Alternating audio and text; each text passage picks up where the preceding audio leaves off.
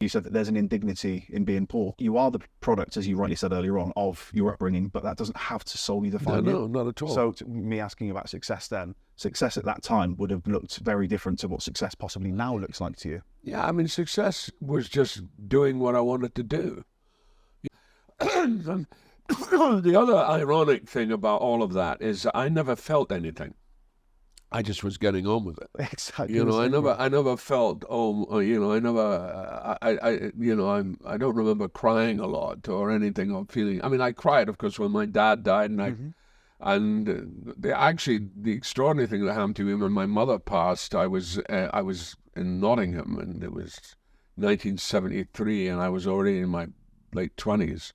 I was 27, or coming up to being 27, and I remember I had a sort of night, and I was staying in a sort of hotel restaurant, one of those bar hotels in Nottingham, and there was a knock on the door in the morning, and the police came to tell me, and I'd had a restless night, and the police had come to tell me that my mother had passed away.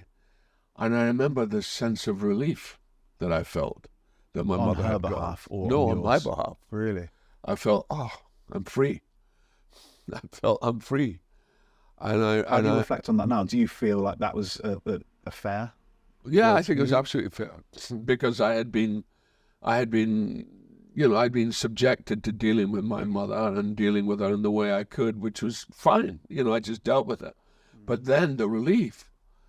And I felt guilty about that relief because it was my mom. I was sad, but I was relieved. Yeah. I realized that burden had been taken away from me. Very similarly, we got a knock on the door. My uncle had taken his own life. He was a heroin addict, and I felt a genuine instant relief on his behalf. Of course, as you say, it's upsetting, but then you think, well, that person's life wasn't a joyous one. There wasn't happiness. I look at his life and I think, well, he'd jump out the first floor window to go and score, and so my dad he was his brother, would try to keep him from going and getting anything, and it wouldn't work. Is that how he killed himself? He overdosed. Oh, he overdosed. So when yeah. you said he jumped down the front, he would jump out the window. My dad would lock him in a room to stop him from going out and scoring, and he'd still find a way because addicts do. But he could have killed himself jumping out of a window, mind you. I look back and I laugh now, but equally there was a relief, and you do feel guilty for having that sense of relief but for me it wasn't on my behalf, it was for him. I thought, well, now you don't have to live quite so unhappily, and I guess your mum was just incredibly unhappy. She'd been, I think, she lost for a while and she got it back, which I thought was unfortunate, but she lost her faith for a while and then she got it back. And of course, I think you go back to any sort of twig that's possible to get you out of the water, that you can hang on to. And that twig happened to be her faith. And it worked for her. And she was perfectly, it's hard to tell how happy or unhappy she was. But all I knew was my sense of relief that I didn't have that burden anymore, that was clearly, and I hadn't realized I felt that way about my mum, that it was something, and I remember when I was a student, she wanted to come and look after me in London. She said, "I'll come down, we'll move in, we'll get a place in London." And that was the worst idea ever. Also, as a student, nobody wants to live with their mum. No, I didn't want to live with my mum at all. So I said, "No, it's not a good idea." And I persuaded her not to do that. And I think my sisters helped with that as well. And it's a hard thing because when you're little, you're so dependable on your mum. You go everywhere with your mum. You go to the toilet with her. You do. I even remember one of my memories is being in a toilet at about, probably less than maybe 2. And my mum's sitting on the loo, and I remember her legs. So I remember sitting down there. So that was a kind of memory of my dependability, that I couldn't even let her go to the toilet on my own because I needed to be with her when I was a child. And of course, you have that relationship. It's that bond that you have, and women have it more than men. Men don't have it. Men have no sense of that whatsoever in relationship to their children. They don't feel that way, that the physical thing and you feel it too, because this is where you came from. This is where that creature is the creature you came from. And so that never leaves you in a way. That's still there, that symbiotic relationship that you have with your parent, your mother particularly. And when that goes, you do feel, oh, there is a relief in that. I don't have that burden of responsibility anymore, where I can't help her. I couldn't help her. I was not able to help her. That is the thing, because money doesn't do it. No. Money doesn't do it. And I've very much felt that. And that's, as I said, all I can get to is it's about control, and it's about having the ability to recognize your own agency. And the second that you stop making excuses, and the second you think, okay, everything that happens to me, like, I have some degree of control over. I guess it's me searching for a difference. It's me searching for a point of difference as to why I'm not. But the thing same. is, this idea of control, we have no control. We have no control. Do you not believe so? No, not at all. Did you not seek the success you've You had? try and make as much as you can, but you're not ultimately not in control Because of variables. because of other factors. because of just the business of being alive. Being alive is not being in control. You look at the trees and you go, the trees, all right, there's a rhythm to them. Now I can see the hill because the leaves are off, and I love it when it's in the winter because I can see the hill. But the rest of the year it's full, and that's part of the conditioning. And of course the conditioning with a parent is much more complicated than that. It is not as regulated as that. It's much more catch as catch can, and but you don't have control over it, and you don't. And it's that idea that we can control. We can't. We allow our lives to flow, and we can direct it. We can create the tributaries for which it flows down. But ultimately, you can't control it. I guess that's all I clung to, is the notion of maybe direction's a better way of putting it. Like that I can direct in a direct. I think so. I think I know that I'm not in control. I know that because of what's going on, because of the way I'm recognized, the way people, I can't help that people come up and say, can you tell me to fuck off? That's their problem, not mine. Yeah. But at the same time, I'm not in control of that. Yeah. I've played somebody, and that's the identification that people have in their heads. And of course, and it's also, I think, where we are in our state of evolution. We have not evolved. We are not evolved. We are simply not evolved enough.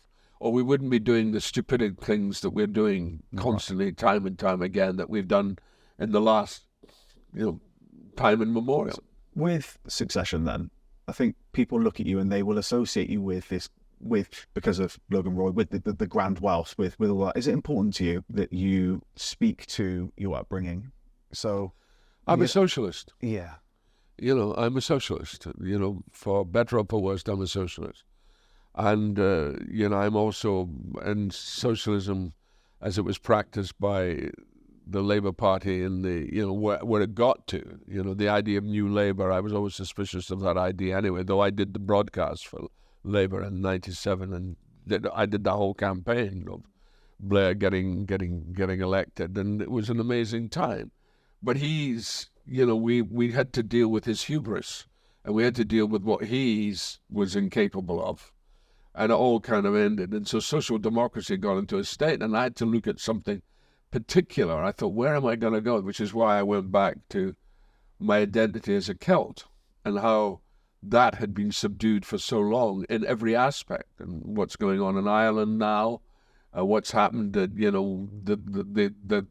whole conflict in Ireland, and how it's been dealt with, that we've been subjects to this one idea. And now I believe no longer in that. I believe in independent. I believe in federal. I believe in a federal state. I believe in a state, well, not a United Kingdom, because it's never been a United Kingdom. I believe that we should be federal, that each country should be autonomous, and that we should come together as a federation. Because if you look at the islands, you said there are the islands there, and it just so happened this bunch of people arrived through traveling. The Celts arrived, and they inhabited that whole area.